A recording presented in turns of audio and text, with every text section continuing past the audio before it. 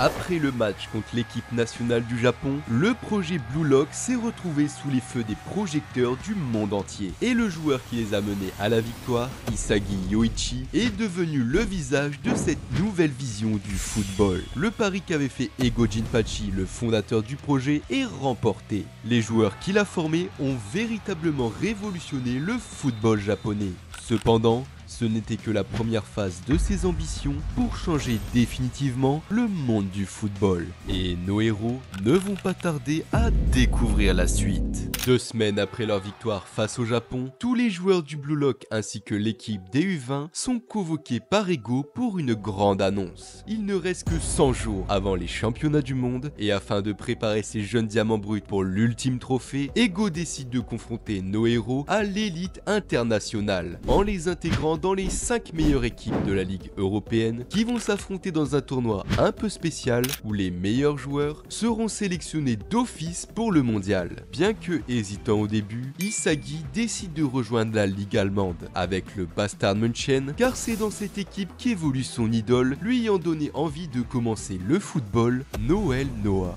Avec ses 9 autres coéquipiers qui ont choisi la même ligue, notre héros va découvrir une nouvelle philosophie du football, celle de l'ordre et de la logique où seuls les résultats et les statistiques comptent. Et l'entraîneur de cette équipe n'est autre que Noel Noah lui-même, qui est l'idole d'Isagi, mais surtout le meilleur attaquant du monde. Cette compétition à haut niveau entre les 5 grandes équipes européennes et aux règles particulières que je vous expliquerai plus tard, donne lieu à une nouvelle ligue de football, la Neo Egoisto League. Isagi se tient donc prêt pour ce nouveau défi excitant. Mais avant ça, Ego veut ajouter un nouveau challenger à l'équipe du Bastard, le seul ayant survécu aux terribles épreuves de repêchage du Blue Lock.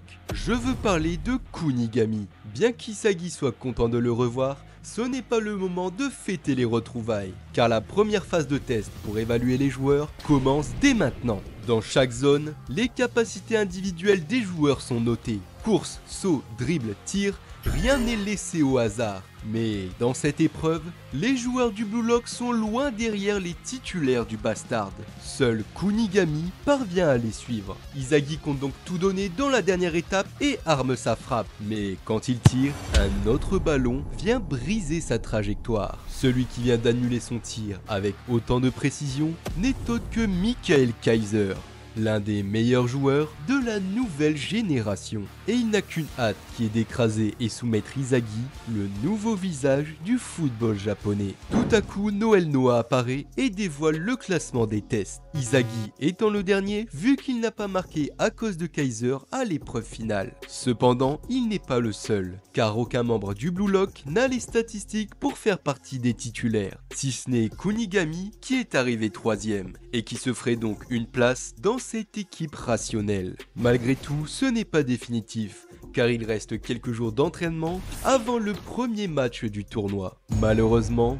même si Isagi parvient à gagner quelques places dans le classement, il est encore loin de pouvoir faire partie des titulaires, et encore plus loin de pouvoir rivaliser avec Kaiser, qui est le pilier de cette équipe. Face à une impasse, notre héros va donc demander conseil à son idole pour progresser. Mais celui-ci refuse de l'aider tant qu'il n'aura pas changé son état d'esprit. Si Isagi veut vraiment être le meilleur attaquant du monde, il doit trouver non seulement une arme capable de vaincre Kaiser, mais aussi qui pourrait rivaliser avec Noah lui-même. C'est cette mentalité que doit développer celui qui aspire à être le numéro 1. Sur ces paroles, Isagi n'a d'autre choix que d'observer le premier match du tournoi sur le banc, afin de trouver une solution capable de surpasser l'élite mondiale. Notre héros découvre alors avec surprise qu'en si peu de temps, Bachira a réussi à se hisser au rang de meneur du Barça, la Ligue espagnole. Mais avant que ce match palpitant ne commence, je dois vous présenter les règles de ce tournoi. Évoluant comme une ligue, chaque équipe va s'affronter les unes contre les autres. Pour favoriser le dynamisme des matchs, la victoire se joue en 3 buts gagnants, avec des changements illimités parmi les joueurs. Cependant, la plus grosse spécificité de ce tournoi est la présence d'un joker. Une fois par match, chaque superstar qui dirige une équipe peut rentrer sur le terrain durant un temps limité de 3 minutes. Ceci étant expliqué, le match du Bastard contre le Barça peut commencer. Dès l'engagement du Bastard, les passes fusent entre les titulaires, jusqu'à atteindre Kunigami qui récupère la balle avec un contrôle aérien. Seulement, même si Kaiser est démarqué, Kunigami conserve la balle avec un jeu physique et parvient à décocher une puissante frappe du droit qui se trouve déviée par le gardien adverse. En voyant cette action, Isagi a compris que Kunigami n'est plus le même et que son football a évolué pour une version beaucoup plus agressive et égoïste. Ce qui n'est pas forcément du goût des titulaires du Bastard qui ne jouent que pour servir Kaiser. Avec cette offensive ratée, Bachira reprend la balle et nous dévoile le fruit de son entraînement. Sous les directives de Lavigno, la superstar du dribble, Bachira en quelques jours a développé sa créativité et son imagination, faisant renaître le monstre en lui au stade supérieur. Gagnant en stabilité et attendant l'erreur adverse, Bachira, en prenant un peu du style de Lavigno, parvient à devenir une machine de dribble inarrêtable, passant les titulaires du Bastard en un éclair.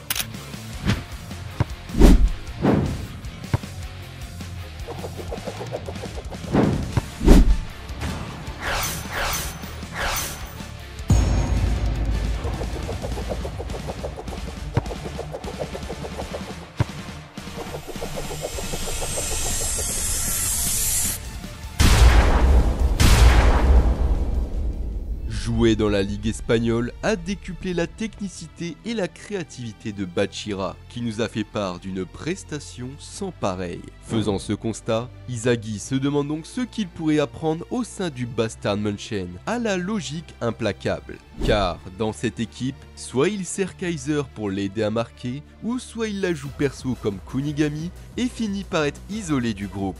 Aucune solution acceptable ne se trouve à présent devant lui. Isagi va donc observer de près Kunigami afin d'obtenir des indices lui permettant de rompre l'hégémonie de Kaiser. Pour égaliser le score, Kaiser mène avec ses coéquipiers une contre-attaque millimétrée dépourvue de mouvements superflus. Plus il l'observe, plus Isagi se rend compte que Kaiser représente parfaitement son idéal de jeu, jusqu'à ce que le roi des bastards dévoile son arme, le Kaiser Impact.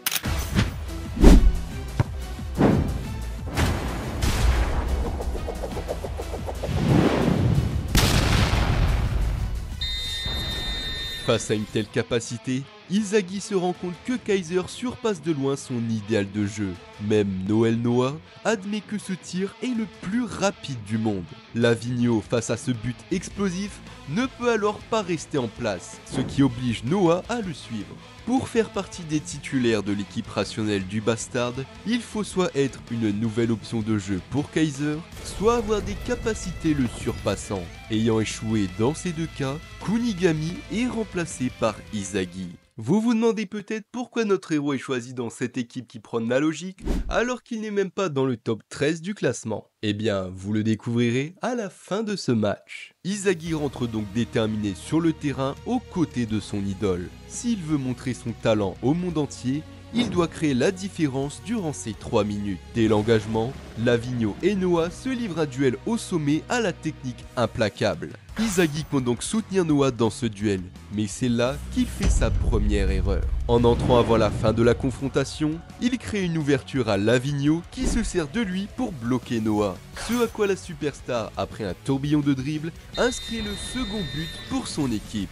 La moitié du temps de Noah est déjà passé, et Isagi s'est révélé n'être qu'une gêne dans le match. Frustré, il compte briser son admiration pour Noah afin de dévorer son jeu. Mais notre héros se rend rapidement compte que le physique et la technique de la superstar sont d'un tout autre niveau. Pour le moment, anticiper le jeu de Noah est une tâche impossible pour lui. Noah, le meilleur attaquant à la technicité sans faille, montre donc toute l'étendue de son talent.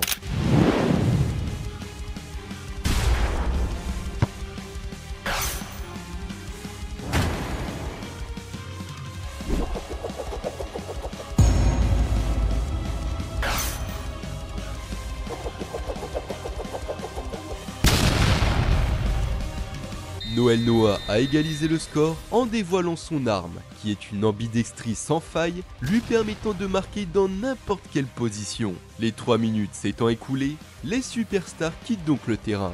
laissant le score à 2-2. Kunigami reprend donc sa place dans le match, et pour nos héros, ce dernier but représente leur ultime chance d'être titulaires. On en apprend alors un peu plus sur le repêchage du Blue Lock, qui n'était qu'une expérience afin de recréer un joueur ayant les mêmes capacités physiques que Noel Noah, et le seul ayant réussi les tests est Kunigami. Quoi qu'il en soit, c'est l'heure du dénouement du match entre le Bastard et le Barça. La première équipe qui marquera remportera la rencontre.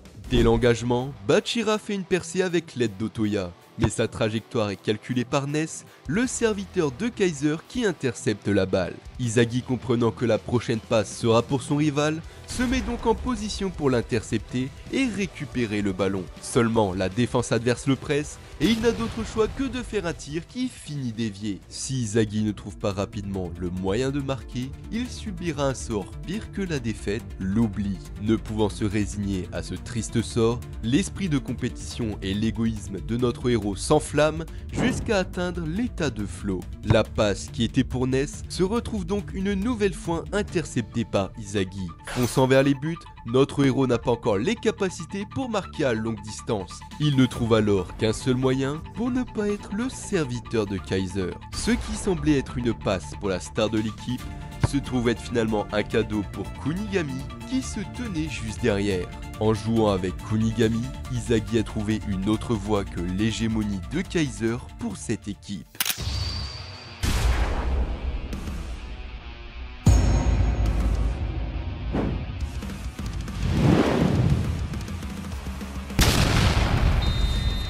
En marquant avec Kunigami, notre héros a proposé une nouvelle option à l'équipe. Cette passe décisive était le seul moyen pour lui de subsister dans cette confrontation, bien qu'il désirait plus que tout marquer. Ce premier match du tournoi étant terminé, Ego fait une brève intervention pour annoncer à tous les joueurs que les matchs de la Neo Egoisto League sont regardés par les propriétaires de clubs de foot, mais aussi diffusés en streaming dans le monde entier. En fonction de leur performance sur le terrain, les joueurs reçoivent différentes offres de recrutement de clubs, avec pour classement le salaire annuel du joueur. Ceux qui auront le salaire le plus élevé à la fin de ce tournoi seront sélectionnés d'office pour le championnat mondial. Mais en contrepartie, ceux qui restent sur le banc n'auront donc jamais la chance de prouver leur valeur et ne recevront aucune offre. Si dans ce match, Izagi a pu rentrer sur le terrain malgré ses résultats inférieurs à d'autres joueurs, c'est uniquement parce que les sponsors et clubs voulaient voir en action les capacités de celui qui a fait faiblir les U20. Avec une offre à 17 millions de yens, Izagi se classe 5ème dans le classement parmi les joueurs du Blue Lock.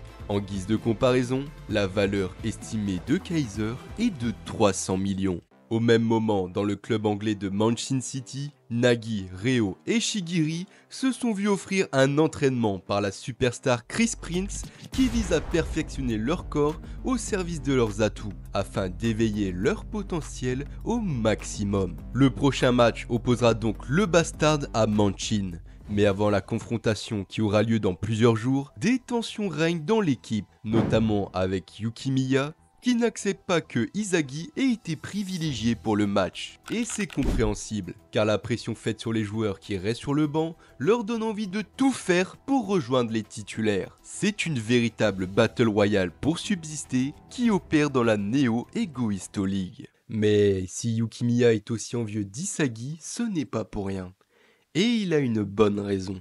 Son temps de joueur pro lui est compté. Ayant contracté une maladie affectant ses yeux, s'il continue de jouer à haut niveau, il pourrait bien perdre totalement la vue. Le Blue Lock et cette Neo Egoisto League représentent sûrement sa dernière chance de toucher son rêve des doigts, celui de devenir le meilleur attaquant du monde. De son côté, Izagi est bien évidemment frustré de n'avoir pu concrétiser aucun but lui-même. Mais pour progresser, il s'est fixé un nouvel objectif, vaincre Kaiser et lui voler son jeu. Après 10 jours d'entraînement intensif, les titulaires pour le prochain match sont annoncés. Parmi les membres du Blue Lock, Izagi, Kunigami, Kurona, Yukimiya ainsi que Gagamaru en tant que goal ont été sélectionnés. Dans cette formation, deux philosophies s'opposent, celle purement monarchique au service de Kaiser est celle du Blue Lock avec l'égoïsme et la combinaison des talents. Dans cette équipe, ne jurant que par les résultats concrets, quelle philosophie dévorera l'autre et se montrera la plus efficace? Eh bien, c'est dans ce match contre Manchin qu'on le saura. Dès l'engagement, Izagi n'a qu'une chose en tête, analyser Kaiser pour pouvoir comprendre les éléments qui le séparent de son niveau et ainsi évoluer. Bien que notre héros arrive à prévoir et intercepter la passe en destination de son rival, Reo se montre redoutable en 1v1 et réussit à reproduire les meilleurs mouvements offensifs jusqu'à pénétrer dans la surface et décocher une frappe enroulée. Seulement, les réflexes instantanés de Gagamaru lui permettent de repousser le tir sans problème. Kaiser ne perd pas de temps et monte pour la contre-attaque, mais se fait surprendre par Shigiri qui a développé sa vitesse et sa puissance d'accélération. En variant le rythme, la Panthère Rouge ne fait qu'une bouchée du côté gauche en laissant derrière lui Kunigami et Isagi et finit par atteindre sa nouvelle zone de prédilection.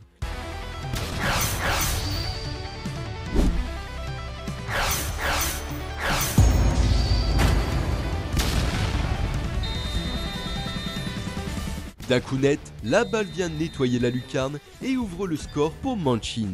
En s'entraînant sous les directives de Chris, Shigiri a développé tous ses atouts à l'extrême, afin de trouver la formule parfaite lui permettant de marquer à tous les coups. Voyant que Izagi n'a toujours pas de solution dans ce match, Kaiser lui fait la passe pour le pousser à agir. Seul, Izagi ne peut franchir la défense de Manchin, mais épaulé par Kurona qui le soutient, notre héros perce le côté droit en utilisant stratégiquement ses coéquipiers pour lui donner une ouverture. Mais une fois assez avancé pour arriver dans sa zone de tir, Kaiser lui subtilise la balle, ayant deviné son scénario depuis le début. Seulement la vitesse de Shigiri lui permet d'arriver en un éclair pour dégager la balle in extremis, relançant le jeu. Bien qu'il y ait deux défenseurs sur lui, Nagi, avec son entraînement, parvient à jouer sur la force tout en conservant sa technique monstrueuse. Pour la première fois, Nagi avance seul et passe la défense sans soutien. Une fois dans la surface de réparation, il fait une passe aussi puissante qu'un tir à Agi, son duo,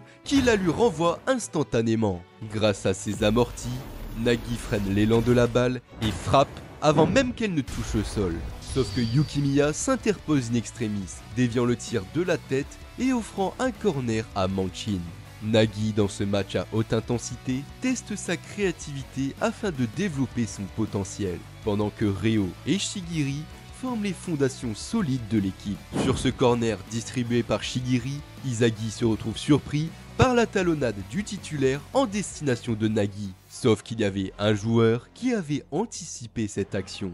Kaiser, qui récupère le ballon et relance la contre-attaque. Izagi, frustré, ne peut qu'admettre une nouvelle fois que son rival l'a surpassé. Notre héros, voulant lui aussi évoluer dans ce match, analyse donc la contre-attaque de Kaiser dans les moindres faits et gestes pour déceler son secret. Quand soudain, il a une révélation et trouve la pièce qui lui manquait pour évoluer. Si Kaiser a toujours un coup d'avance sur tout le monde, c'est parce qu'il analyse tout le terrain en permanence grâce à sa vision périphérique, quitte à ne pas regarder la balle. Cette technique lui permet donc de prévoir quasi tous les scénarios possibles et de trouver le positionnement idéal afin de déployer le Kaiser Impact et marquer en un instant. Izagi comprend alors que pour dévorer cet atout à Kaiser, il lui faut plusieurs prérequis, comme la perception de l'espace, le discernement et l'intelligence de jeu, afin de former la métavision. La formule d'or de Kaiser pour marquer est donc la métavision combinée au Kaiser Impact. S'il la transpose à lui, la formule d'or d'Izagi serait donc la métavision combinée à sa reprise de volée. D'autant plus que cette vision de jeu supérieure, il l'a déjà expérimenté plusieurs fois sans s'en rendre compte, notamment dans son but final contre les U20. Izagi doit donc atteindre ce même niveau de concentration et de traitement d'informations pendant tout un match. S'il parvient à développer cette nouvelle arme, notre héros aura les outils pour affronter les meilleurs joueurs du monde entier. Avec cette révélation, Izagi a enfin trouvé la solution qui va lui permettre de rivaliser avec Kaiser. Dès la reprise adverse, Izagi, plongé dans une concentration extrême, analyse chaque mouvement de chaque joueur avec sa vision périphérique et établit le meilleur scénario logique de où va atterrir la balle. Avec cette nouvelle arme, il n'a donc aucun mal à intercepter la passe en destination de Nagi. Extasié par cette nouvelle vision du football, Izagi compte tester sa nouvelle capacité en attaque. Pour ce faire, il utilise Kurona en soutien pour se créer un chemin vers le centre. Voyant le terrain comme un plateau avec des pions, capables d'anticiper tout mouvement, il utilise alliés comme ennemis pour se créer une occasion parfaite de tir. Ça y est, toutes les conditions sont en place pour marquer. Izagi arme sa reprise de volée quand soudain, Kaiser apparaît devant lui, ayant réussi à le suivre dans ses cheminements de pensée pour l'empêcher de tirer. Voyant une dernière chance de marquer, Izagi tire entre les jambes de Kaiser en direction de la lucarne. Sauf qu'avant que la balle n'atteigne les filets, Kunigami surgit et la propulse au dernier moment pour s'attribuer le but. Pris d'une immense frustration par cette occasion volée et face aux provocations de Kaiser, Izagi jure à son rival qu'il compte l'écraser à 100%. Relâchant petit à petit la pression, Izagi manque de chuter, car l'utilisation de la métavision lui demande énormément d'énergie, autant mentalement que physiquement. Seulement, si notre héros veut marquer et surpasser Kaiser, il doit complètement dévorer son jeu et voir encore plus loin que lui. Face à l'évolution soudaine d'Izagi durant le match, Nagi ne pense pas pouvoir le vaincre seul et demande l'aide de Reo. Sauf que celui-ci s'était résigné à poursuivre son chemin seul, et c'est pour cet objectif qu'il s'est autant entraîné. Mais en entendant que son ami a besoin de lui, il doute. Nagi lui avoue alors que s'il a décidé de suivre Izagi au Blue Lock, c'était pour devenir le plus fort, afin de réaliser leur rêve commun, gagner la Coupe du Monde. Ayant chacun progressé individuellement, Nagi est persuadé qu'à présent, ils peuvent atteindre leurs rêves en reformant leur duo. Reo, au fond de lui, n'a pas oublié leur promesse et compte finalement accompagner Nagi jusqu'au sommet, comme il l'avait toujours voulu au départ. Dès la reprise du match, Izagi mobilise ses sens pour analyser la situation, et sa vision le mène sur la même occasion que Kaiser. Le clash des deux rivaux donne donc la balle à Reo, qui compte tout miser sur Nagi. Se comprenant instantanément, le duo reformé fait alors une percée éclair avec la combinaison de leurs nouvelles compétences. Mais Izagi et Kaiser ont réussi à trouver le point critique qui pourrait neutraliser cette action. Nagi fait donc une passe en retrait à Reo, à l'endroit où il va révéler son véritable génie.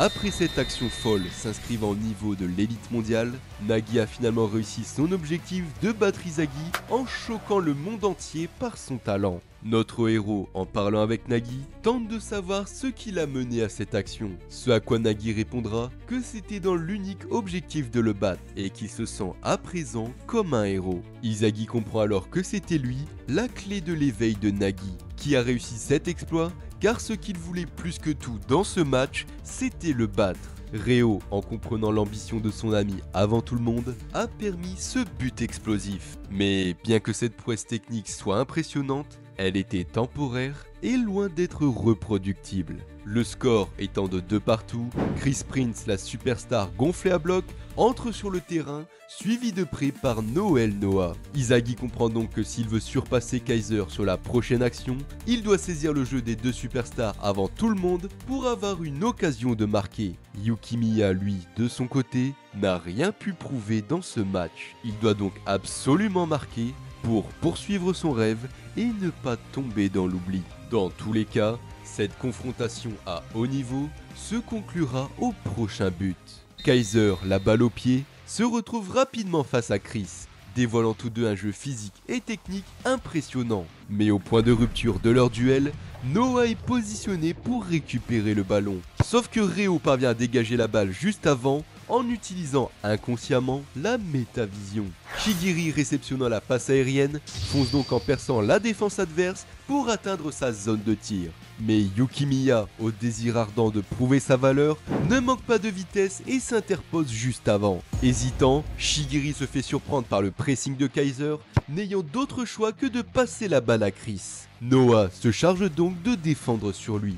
Mais la superstar a développé un nouveau tir spécialement pour battre le numéro 1. D'un coup net, la balle part avec un effet, rendant sa trajectoire imprédictible même pour son lanceur. Gagamaru se retrouve donc paralysé, incapable de faire un choix pour protéger le but. Quand soudain, se dirigeant à toute vitesse vers les cages, Izagi lui crie de plonger. Avec la couverture qu'offre Gagamaru, notre héros dévie de justesse le ballon avec son pied, évitant la défaite. Même si Izagi ne pouvait deviner la trajectoire exacte de la balle, il a pu anticiper l'endroit du but qui serait le plus difficile à défendre. Sur cette action, notre héros a complètement dévoré le numéro 2 mondial. Avec cet arrêt, Kurona récupère la balle en suivant Izagi qui monte pour la contre-attaque, imaginant le chemin le menant au but de la victoire.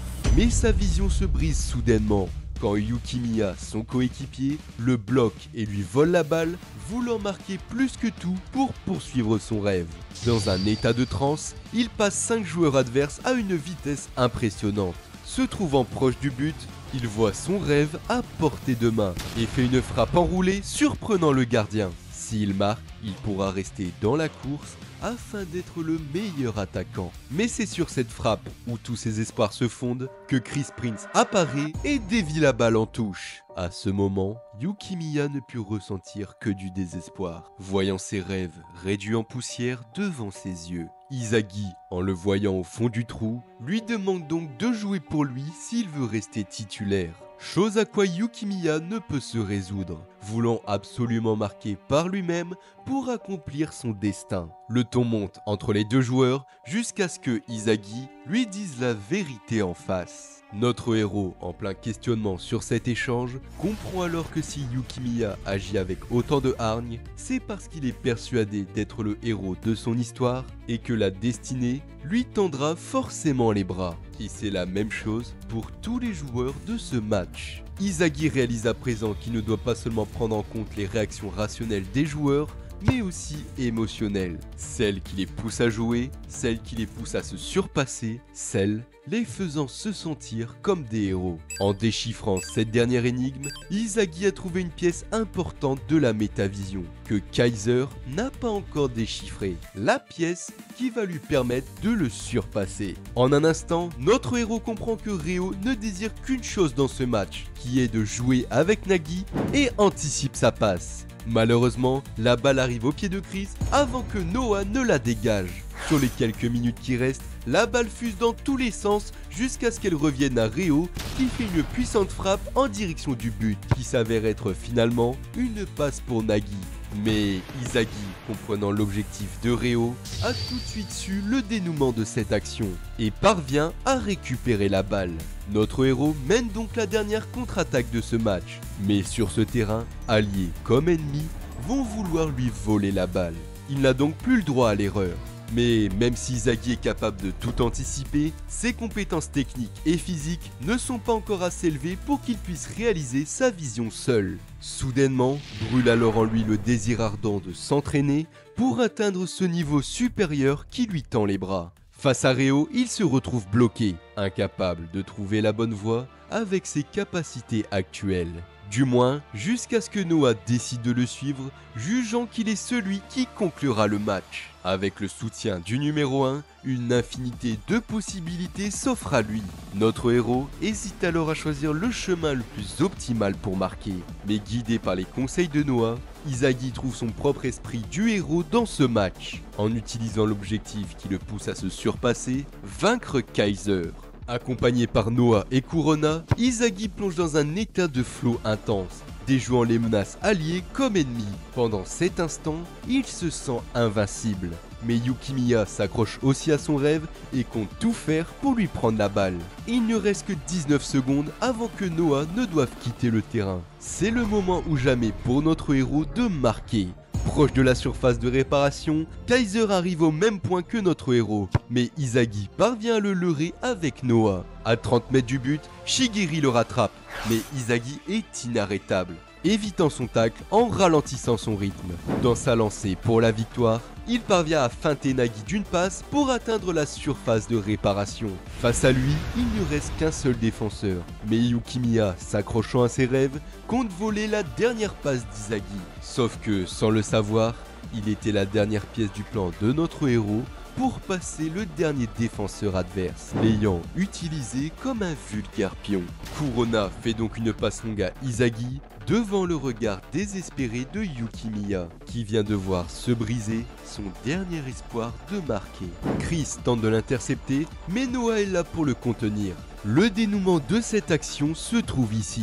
Izagi se prépare pour sa reprise de volée et être l'homme du match. Mais Kaiser, se trouvant juste derrière lui, le déstabilise, le forçant à faire un contrôle pour lui voler la balle. Sauf que, depuis le départ de cette action, Izagi s'était résigné à ne pas marquer lui-même, dans le seul but de surpasser Kaiser tactiquement. S'il ne peut pas être le héros de ce match, il peut toujours en refaire vivre un autre qui l'a détruit. D'une talonnade, la balle se retrouve au pied de Yukimiya au regard vide. Ayant tout prévu depuis le début et jubilant de sa victoire sur Kaiser, Izagi provoque Yukimiya, réveillant ses espoirs et sa détermination, donnant lieu à un nouveau tir, utilisant un rebond pour s'empaler dans les filets adverses. Le Bastard remporte la rencontre 3-2. Et Izagi, sur cette dernière action, a montré sa détermination à gagner contre Kaiser, quitte à ce qu'il ne marque pas. Depuis le début, Yukimiya était le joker d'Izagi contre Kaiser. Kaiser avoue donc sa défaite sur cette dernière action, mais compte bien prouver qu'il est le meilleur lors du prochain match en inscrivant le plus de buts. Sur ces paroles, Izagi s'effondre de fatigue, ayant dépassé ses limites physiques et mentales depuis longtemps. 10 heures plus tard, notre héros se réveille de son long sommeil dans la salle de Noah. Izagi, bien que content d'avoir surpassé Kaiser lors de la dernière action, veut à présent inscrire son propre but. Pour ce faire, il dévoile à Noah les théories qu'il a développées durant ce match, lui ayant permis d'évoluer. Mais tout ça, Noah l'a déjà entendu il y a plus de 10 ans par un de ses anciens coéquipiers, qui n'est autre que Ego Jinpachi, le créateur du Blue Lock. Mais quoi qu'il en soit, après ce match, le nouveau classement est apparu. Izagi se trouve à présent dans le top 4 du Mercato Blue Lock, avec une offre du Bastard pour le recruter à 50 millions. Devant lui, à la 3ème place, se trouve toujours le dribbleur fou Bachira qui a marqué plus de buts. Mais un joueur que Izagi a affronté a réussi à époustoufler le monde entier avec son action spectaculaire. Placé sous les feux des projecteurs et vu par le public comme le meilleur joueur du Blue Lock, Nagi a atteint la 2ème place avec une offre de 88 millions. Seulement, celui ayant réussi le plus à augmenter sa valeur, devenant le numéro 1 du classement après son dernier match, n'est nul autre que le roi du terrain, Barreau, qui a obtenu une offre à 100 millions après avoir réalisé un triplé contre le Barça. Et cela tombe bien, car la prochaine équipe qui affrontera le numéro 1 est le Bastard München. Cet adversaire de taille sera donc le prochain défi d'Izagi, qui est prêt à tout pour dévorer le jeu du roi. Depuis le jour où notre héros a laissé parler son ego et a franchi les portes du Blue Lock, il n'a eu de cesse de déconstruire son jeu pour pouvoir s'adapter au génie qui lui faisait face. À chaque défaite, il a corrigé ce qui lui faisait défaut pour pouvoir se hisser parmi les meilleurs. Izagi est un obsédé de la victoire et la Neo Egoisto League est l'occasion parfaite pour se rapprocher de son rêve. Que dis-je, de son objectif pour devenir le meilleur attaquant du monde. Et toi, tu as déjà voulu être le numéro 1 ?